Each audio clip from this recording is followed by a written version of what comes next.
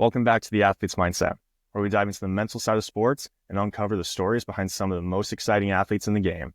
Today, I'm thrilled to be joined by Spencer Schwellenbach, a true standout who has captured the attention of baseball fans everywhere. Spencer was a two-way sensation at the University of Nebraska, showcasing his skills both at the plate and on the mound. In the 2021 MLB draft, he was selected in the second round by the Atlanta Braves, setting the stage for a remarkable professional journey. Fast forward to May 29, 2024, Spencer made his major league debut as a starting pitcher for the Braves, quickly proving why he's one of baseball's most promising young talents.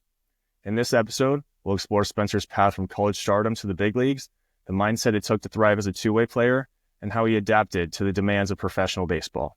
Whether you're an aspiring athlete, a dedicated fan, or someone looking for inspiration, this conversation will have something for you. I'm excited to welcome to the show our first big leaguer. Let's get into it.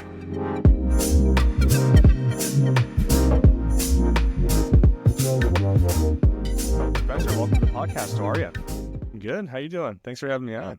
Absolutely. You're back in Florida now, but tell me how your first offseason was after first season in the big leagues.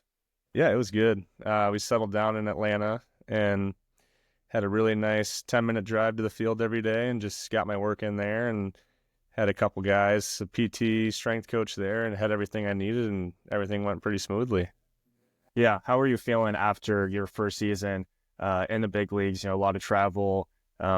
Every game is a huge game. How did you kind of feel after that and going into the offseason? Yeah, I threw 168 innings last year, and that was 100 more than I did the year before.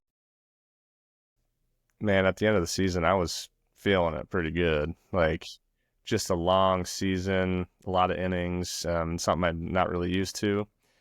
So just kind of understanding like what I need to do to, be healthy and take care of my arm and body in the off season. And I thought I did a really good job with that. Yeah, absolutely. I want to get back, kind of little throwback back to your time at Nebraska. So your freshman year, you show up, you're playing shortstop pretty much every single day. You're hitting pretty well. Sophomore year is COVID, still just in the field. And then your junior year comes around and you start throwing again. Tell me how you kind of handled being a two-way and what was that kind of transition back into pitching like? Yeah, it was definitely tough. I think COVID is the reason why I started pitching again. It's because I had so much time at home, kind of learning how to be a pitcher again. Because like you said, I took 2 years off from that. And honestly, it was tough. It was really tough. Like just staying on, because you got to work on two different things. Like I can't go hit in the cage for 3 hours and forget about my throwing or my arm care or a bullpen or different pitch stuff that I got to work on. So it's like double the workload and then double the stress too. I mean, you talk about hitting and how it's such a mental thing, and then you have to worry about pitching as well. And it's like, how do you control one or the other? And, that's something I did struggle with early.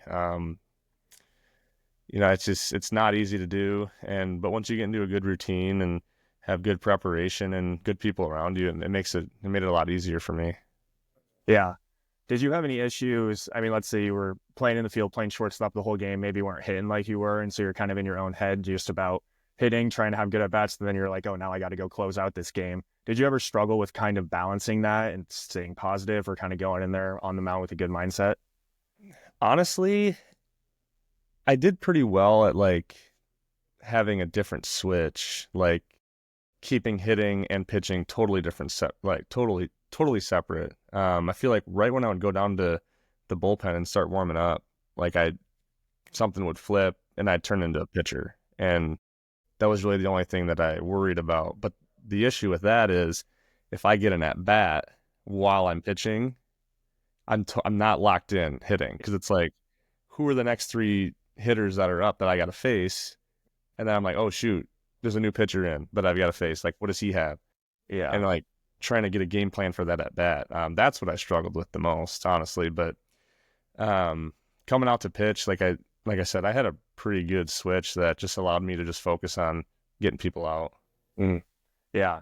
So that year you have a great year. You win two-way player of the year, and then you get drafted. When you got drafted, did you have an idea that you were just going to start pitching, or did you want to do both still, or what was kind of your thought process with that?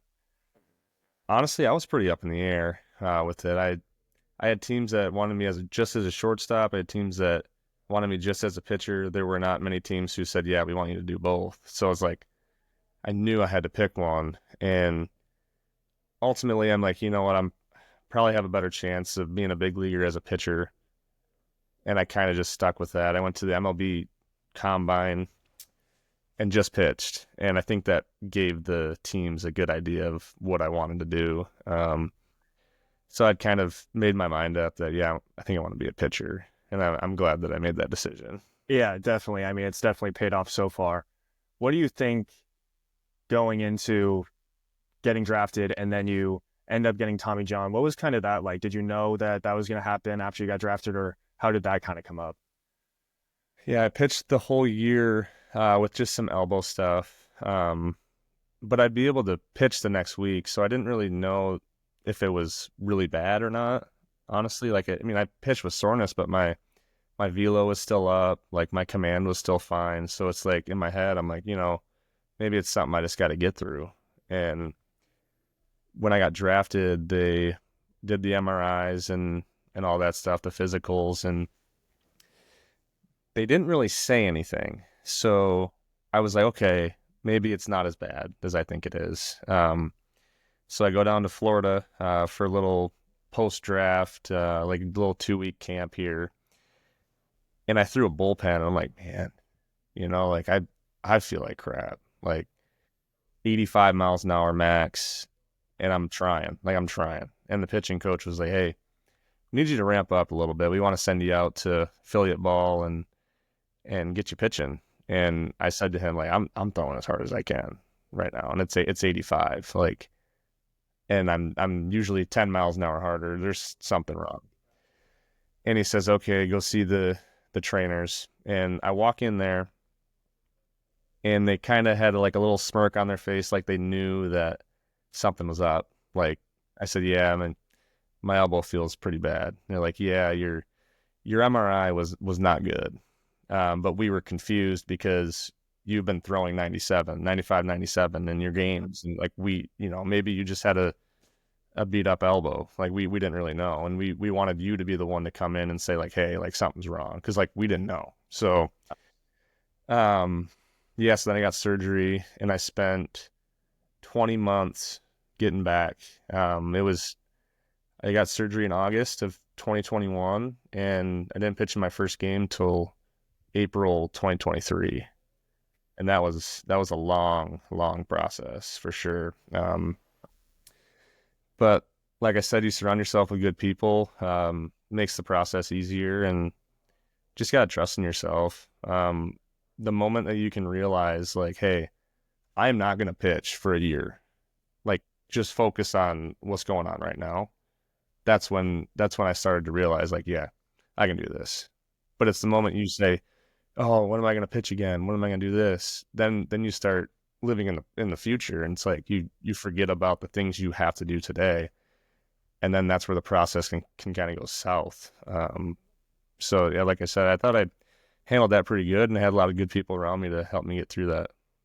Yeah, my next question, kind of going off that, is just how was your mental during that time where you get drafted? You're pretty much, it's a huge high. You're like, I just got drafted to the major leagues. Like, this is a huge accomplishment, and then you're almost just back to square one, learning how to just throw again.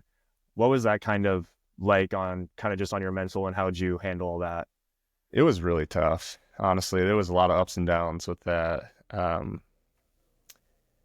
But I think that it made it a lot easier for me to go through the whole throwing process and become a pitcher because I started from square one. Like, I started with the surgery and kind of realized my throwing progressions, what they need to look like every day. What's my routine? What am I going to do after I throw? Get it on a lifting schedule.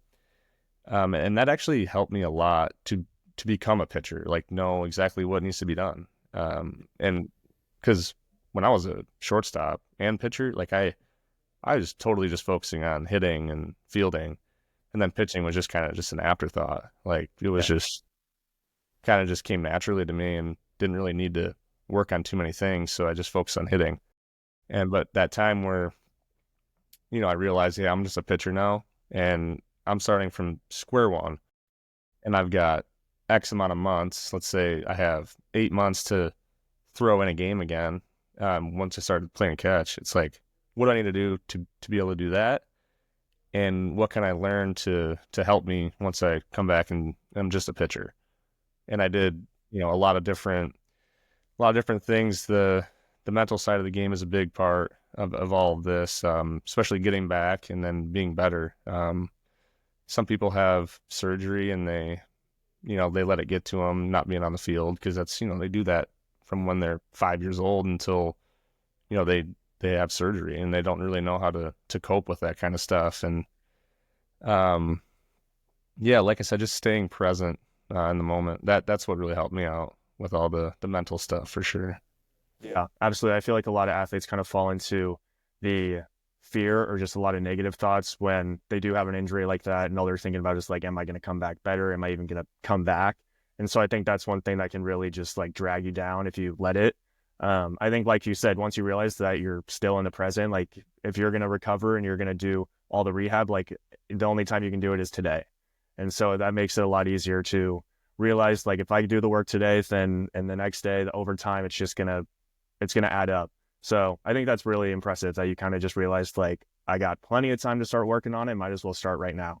Um, I do kind of want to hear your thoughts on why, like Tommy John and just kind of arm surgeries and issues have kind of almost seemed like they've taken off in professional baseball. It seems like almost every pitcher it kind of ends up at some point needing it, and in the past it didn't seem that way. Do you have any thoughts on like why that might be the case, or? I think there's a lot of different thoughts on this. I think it's inevitable at this point. Like everyone's chasing velo, and there's not many pitchers who throw above 95 who consistently stay healthy. It's just like it's an unnatural movement. Um, and along with people chasing velo, that's the only thing they're doing. Like it's like they're not working on mechanics. Like there's definitely some mechanical things that can make you throw harder, but they might not necessarily be the correct movement per se. Like you look at all these, you have like the drive lines, the treads, like they do a really good job with getting people velo, but what does that jump in velocity do to your arm? You know, like if you're consistently 92 in games and then all of a sudden you're throwing 97, like that extra stress has to go somewhere. And it's unfortunately we're seeing it a lot, and I don't know if it's going to get worse or if it's going to get better. I mean, I hope that we start teaching mechanics a little bit better and kind of the proper way to move that can maybe change that. But there's a lot of different things, honestly. Yeah. Do you I know you brought up like tread and drive line. What's kind of your off season or like when you I don't know if how much you're trying to gain velo right now or more just be a pitcher and stay consistent because but what's kind of your routine kind of look like in the off season or when you are trying to maybe build velo or just be better? Yeah, I don't think as of right now, I'm not a big pusher for velo. Like I'm where I'm at, I'm okay with, and I think that's the pitcher I need to be. But my off season was built on how can I move efficiently, and if velo increases from that, then it does. But the main thing is like I want to move efficiently. I want to have good mechanics. I want to be able to stay healthy. And if I'm not on the field, then none of that really matters. So that was square one. Start there, learn how to move. And there was a couple mechanical things with my front arm, like I was getting a little too high, and so that would make my other arm kind of come up. And I don't want to be in this area. I want to be up. And so that was my main focus. And we have good PTs and athletic trainers who read a good throwing program for us to make sure we're getting everything done, all the bullpens and live stuff that we need before spring training. And I just followed that and I've been feeling good. Yeah. So let's fast forward now. May 29th of last year, you make your debut. Can you just tell me kind of what that was like and just kind of your thoughts throughout that whole process? Yeah, it was a blur for sure. It was totally unexpected. 2 weeks before that, I was in A ball, And I threw 2 games in Double-A, did really well, and then all of a sudden I got a phone call, and it's like, yo, I'm pitching in the big leagues now. And I was, I want to say that I expect these things, but that I expect to be good and play good, but when I heard that I was pitching in the big leagues, and I didn't even know what to do. Like, I called every single person that that had been supporting me throughout the way, and just told them, like, hey, like, where are you going to be on May 29th, pitching in the big leagues? And the first couple innings, man, I couldn't feel my legs. Like, I wasn't nervous up here. Like, my mind was pretty clear. I wasn't nervous in that aspect, but my body knew that something was different. Yeah. Like, you're pitching in front of 35, 40,000 fans instead of 500, So that was really wild, and I'm glad my family and friends were able to be there and see that. Yeah. Max was actually on the most recent episode, and so I kind of told him, I was like, hey, just let me know, like, when you get called up, and I'll just, like, book the next flight. Like, wherever I'm working, I'll just tell my boss, like, hey, like, I'm not going to be here tomorrow. So Yeah. that's awesome. What was your routine like going into that day? Did you try to keep it like the exact same as you had been previously, or did anything change? Yeah, it's tough because you have so much different things in the big leagues. Like, you have a better weight room, you have better stuff in the training room, you have all this stuff that's like, do I need to do that before I pitch, or should I stick with what I've been doing this whole time with not as much, not as many things to get me ready? And I was like, you know what? Just stick with what I've been doing. A little stretch, little rollout, lacrosse ball, and then do some activation stuff, and then I was ready to go. And my routine definitely changed throughout the year because I knew that I wasn't doing exactly what I needed to do to be fully ready by the time I got out there. So, but the first one was just same thing I'd always done, and tried not to change anything up. Yeah, absolutely. I mean, I know, like you said earlier, it's a long season, and just staying healthy or even just staying consistent can be tough. So I feel like finding that routine is beneficial. Could you kind of walk through that routine now that you have had some time in the big leagues and kind of know what you like, what works for you? Yeah, so I always start out with hot tub and cold tub, do a little contrast, and then we got some laser treatment stuff to get my elbow warmed up even more. And then I'll go into the weight room, and I like it to be really slow. Like, I'll give myself a lot of time. Like, if we have a 7 o'clock game, I'll start getting ready probably around 5. Like, give me like a really slow, built up, good stretch. I do more of like a yoga routine to stretch out first, and then I'll get into like some bands just to get my shoulder activated. And then I like to do some sprint work before as well. And then just along with getting a stretch from a trainer, like just getting, different areas that I couldn't get myself.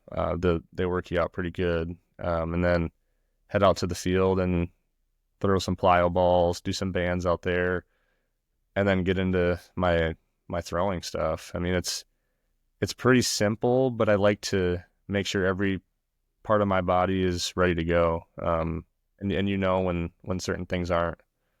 It's pretty easy to know when you get in the bullpen. You're like, man, like, why do my legs not feel great? Oh, it's because you didn't do enough of that.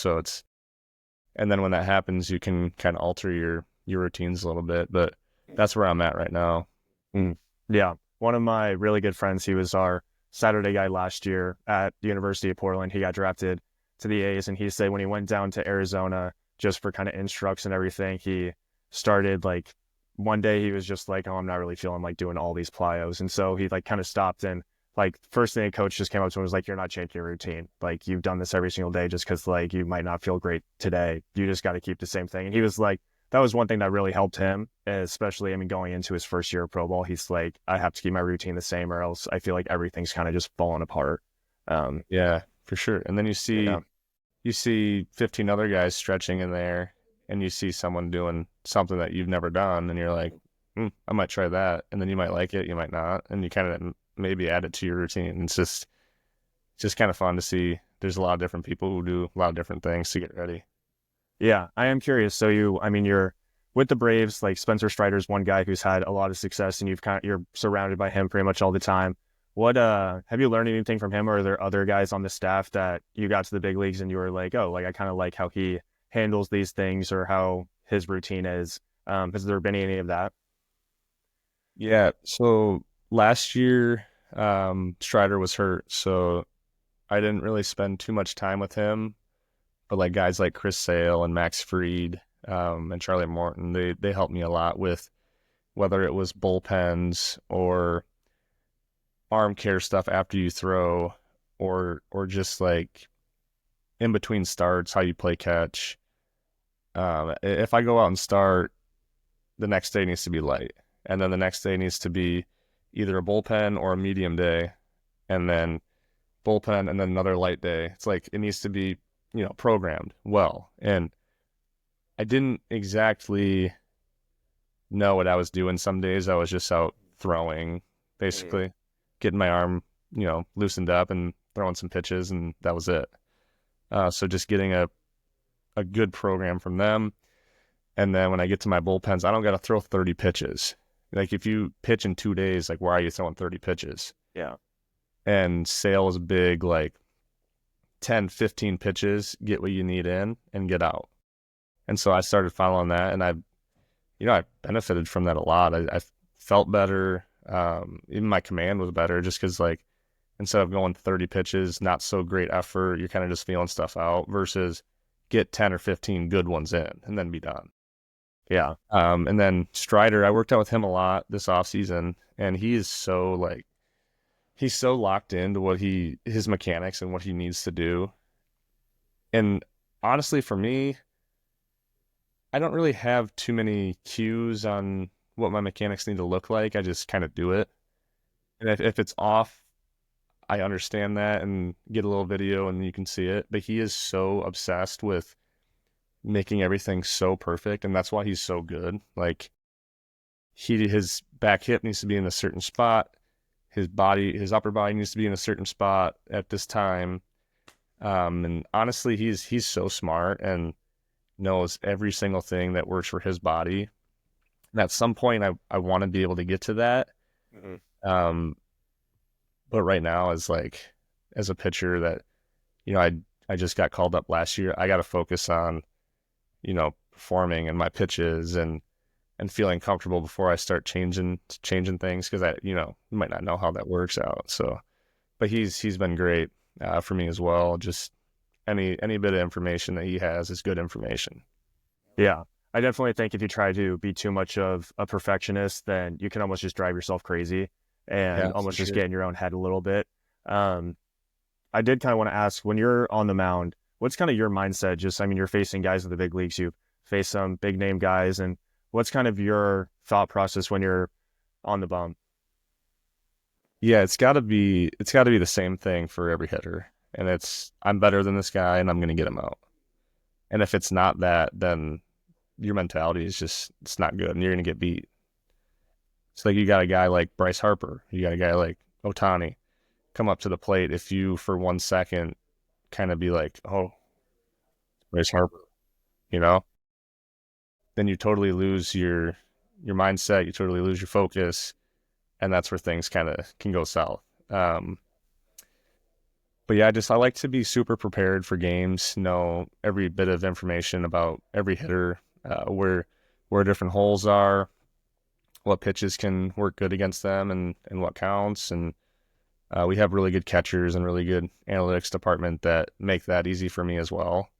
So when that time comes, the catcher knows the hitter's really good, and I just can go out and throw and just trust what he calls and just throw it. And that's been working for me pretty well. Yeah. What have you kind of learned just about pitch calling or kind of different pitches that you are throwing to guys in the big leagues compared to maybe how it was at Nebraska or how it was a little bit in pro ball where you're almost just like pitch by the book where you're just, certain counts you throw this. What's the difference been in pro ball regarding that?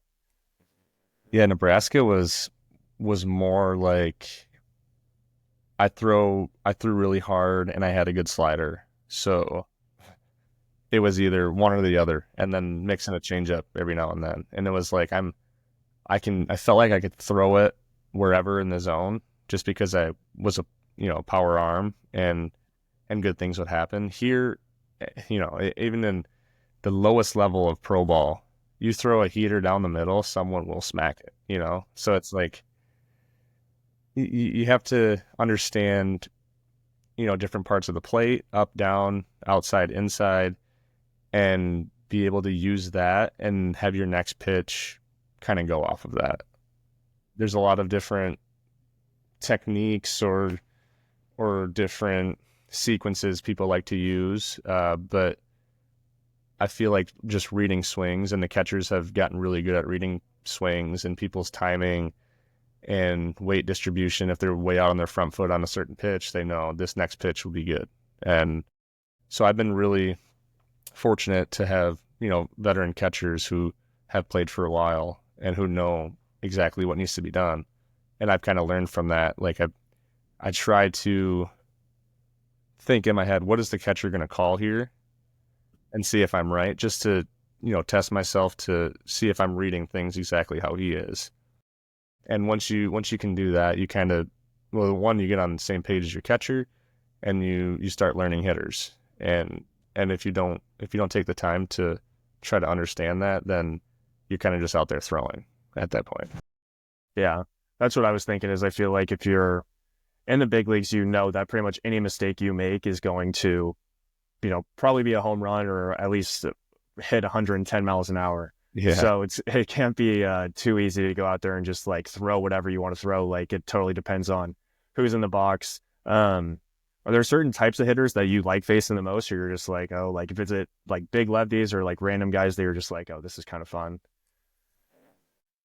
I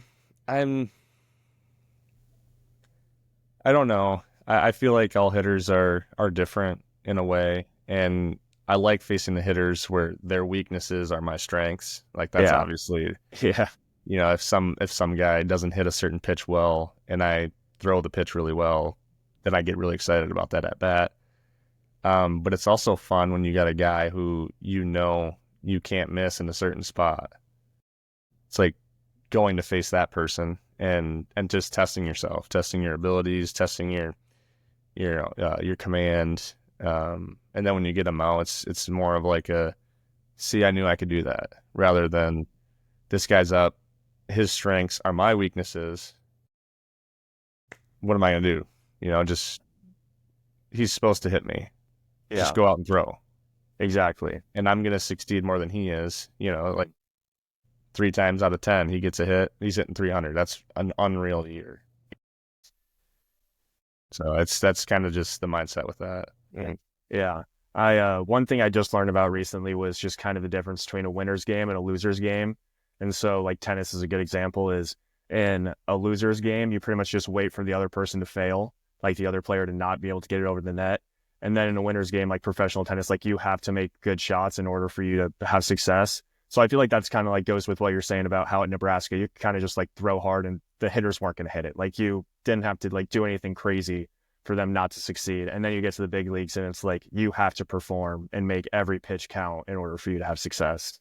Yeah, I like that. That was a good little analogy there. That was cool. Thanks. So I am curious, do you have any kind of goals going into this season, or kind of things that you're expecting from yourself going into hopefully a full season just in the big leagues? I like to make my goals less statistical and more things that I can control. So main thing is staying healthy, doing everything I need to do every single day to make that happen. And also be prepared for every game. Like there's games where you have a really good scouting report and you go out there and you execute it. And then there's other games where you're like, man, I just feel like I didn't find as much information on this team or this player. And you go into that game with a little less confidence because your preparation was just off. And so that's one thing, just be as prepared as I possibly can for each game. And then something that I always talk about is just staying present every day and it's really easy to do that when you have a bunch of guys who are doing the same thing. It's you go on a 2-game, 3-game, 4-game losing streak, and these people in the clubhouse have the same mindset, same attitude. They come in every day, the same person, as consistent as possible, and you surround yourself with good people, good things happen. And those are my goals. Like I said, I don't try not to make it statistical because things can happen, and you could throw a good game, you could execute all your pitches, and you give up 5 runs, or you could go out and you miss your spot every single pitch, and they just fly out, or they ground out, or they just miss it, and you go 0 runs over 7 innings. So it's like the game is weird. I mean, you played baseball, you know how it is. Like, you could hammer a ball right at someone 100 miles an hour for an out, or you could have a horrible at bat and just dink one in the outfield. You get a jam shot single, yeah. Like, what is success? Like, what is execution? Are you trying to get somebody out, or are you trying to execute your pitch? Yeah, I talked to Max about that a little bit, talking about his goals for this season. He just said very similar, that last year he almost was like, I want to hit this number, I want to have this many extra base hits. And then it got to a point where he was like, I wasn't on pace to get those numbers, and he almost put too much pressure on himself. And so then he realized, like, after a while, like, I can't, like, those goals are not things I can control whatsoever. So I like that. I think that's something that a lot of people need to realize, because I feel like every hitter is like, I want to hit 330 this year, and you just have no control over that. Yeah, I was talking to Spencer Strider the other day, and we were kind of talking about the same thing, like with execution, and you having a bad game but giving up 0 runs, or you throwing really well and giving up 5. Like, how is that? Like, how do you look at that? And he said, well, the first thing is, if your goal is to every game go throw 7 innings, no runs, what if the first pitch of the game is a home run? Then what? Then you didn't have a good game, because you could go out and throw up zeros the rest of the way and give up 1 run. That's a really good game.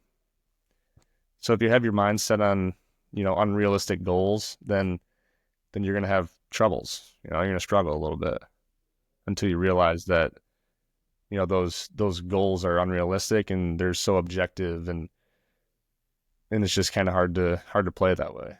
Yeah. How do you kind of measure your success for a start? I mean, like you just said, you don't want to have an outing where maybe you're getting barreled the whole day and guys are just catching it. Like, that's probably not your best day. But so what's kind of your measurement for how you're doing? I like to measure my games based on what pitch was called and where I threw it, type of thing. If I execute more than I didn't, then I feel like that was a good game. Because realistically, you're not going to hit every spot. But if your missed spot is in a decent location, that's fine. Like, I went the one game, I don't even remember what game it was, but I came home and my wife Shelby, she's like, hey, like, really good game. And I was like, yeah, I kind of got away with one. Like, I didn't have my best stuff. Wasn't locating well. But I had a really good game. Like, you look at the box score, you're like, oh, he's got a really good game going. Mm-hmm. Versus, and then I give up 5 runs and I come home and I'm not mad, because I did exactly what I wanted to do. And I feel like I'm in a really good headspace with that. And I hope that can continue, to just not really look at the box score, just kind of feel how I felt on the mound, where my stuff was going, where I was trying to throw it. And if I threw it there, then good. If he hits it, then he hits it. Yeah. I think that's one thing that a lot of fans don't realize either, is they'll just look at the box score, just like, I mean, you could throw the perfect pitch on TV and a guy gets a hit off it and everyone's watching, like, why the hell would he throw that? And it's like, he executed, like, kudos to the hitter. So I think that's something that people just don't realize whatsoever. Yeah, for sure. So I do want to end every conversation with kind of the same question. I kind of just ask, is there something, or what would you tell your younger self just about the mental game, or just your journey as to where you are now? Well, my younger self would be not so happy with me to tell him that it's okay to get out or to have a bad day. because as a younger player, I wanted to get a hit every single time. I wanted to strike every single batter out. But, and I've said this a lot, take each day as it is and then move on. If you are so worried about yesterday's performance, that day will also be bad. So just game by game, at bat by at bat, and as you get good, pitch by pitch. Take it as that. Don't take the next at bat into the field. Don't take a bad game into the next day. Like, there's a lot of different things, and I know it took me a long time to realize that. Shoot, I was throwing my helmet and bat all over the place until I was about 14 years old. So, but yeah, that's what I would say, and I don't know if my younger self would handle it very well, but that's fine. Yeah, absolutely. I feel like everyone when they were younger just thought everything was life and death and just took everything so deeply. And yeah, I'm one guy that would have one bad game and the next day I'd be like, let's hope I don't do that again. Like, that's all I'm thinking about. So yeah, that's great advice. Well, thank you again for coming on. This is absolutely awesome, and I'm wishing you the best of luck in this upcoming season. Thank you. Appreciate it. Yes, absolutely. Thank you again to Spencer for sharing his journey and insight into the mental side of the game. If you enjoyed this conversation, make sure to subscribe, leave a review, and share it with someone who would find it valuable. Thanks for tuning in, and keep moving forward. Until next time.